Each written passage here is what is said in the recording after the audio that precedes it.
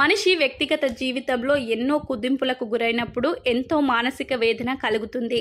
దానివల్ల పూర్తిగా డిప్రెషన్లోకి వెళ్తారు. అందువల్ల ఆరోగ్యం కూడా పాడైపోతుంది. అలా ప్రతిసారి కొన్నేళ్ల పాటు జరుగుతూ వస్తూ ఉంటే వారు పూర్తిగా మానసిక ఆరోగ్యం దెబ్బతినిపోయి ఏం మాట్లాడుతున్నారో కూడా అర్థం కాని పరిస్థితి ఎదురవుతుంది. ప్రస్తుతం అలాంటి ఒక పరిస్థితుల్లోనే ఉన్నారు సింగర్ సుచిత్ర. ఆమె చాలా ఏళ్ల పాటు డిప్రెషన్లో ఉన్నట్లుగానే కనిపిస్తుంది. ఆమె మాట్లాడే ఇంటర్వ్యూ చూస్తే కూడా ఆమెకు మానసిక ఆరోగ్యం బాగాలేదు అనే విషయం కన్ఫర్మ్ అవుతుంది. అందుకు కారణం ఆమె ఇన్నేళ్ల పాటు డిప్రెషన్లో ఉండి ఉండవచ్చు. పైగా ఆమె ఎంతో అందంగా ఉండేవారు. కానీ ఇప్పుడు ఆమె పరిస్థితి ఎలా ఉందో ఆమె ముఖాన్ని చూస్తే అర్థమవుతుంది. మొహంలో కళ పూర్తిగా పోయింది.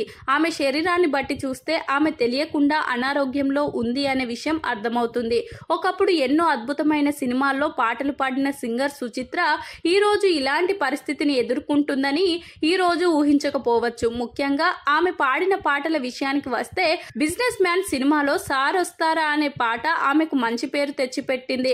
అలాగే మిర్చి సినిమాలో డార్లింగ్ అనే పాట కూడా ఆమె అద్భుతంగా పాడారు. చివరగా ఆమె తెలుగులో పాడిన పాట శ్రీమంతుడు సినిమాలో జత కలిసే. ఈ పాట కూడా మంచి విజయాన్ని అందుకుంది. ఇలా ఎన్ని అద్భుతమైన పాటలు పాడిన సింగర్ సుచిత్ర మానసిక వైకల్యంతో ఏ ఛానల్ కి పడితే ఆ ఛానల్ కి ఇంటర్వ్యూస్ ఇస్తూ మీడియాలో వైరల్ వార్తలు అందిస్తూ వస్తున్నారు. ఇకనైనా ఆమె మాట్లాడడం మానేసి కెరియర్ పై ఫోకస్ చేస్తే బాగుంటుందని ఆమె అభిమానులు కోరుకుంటున్నారు.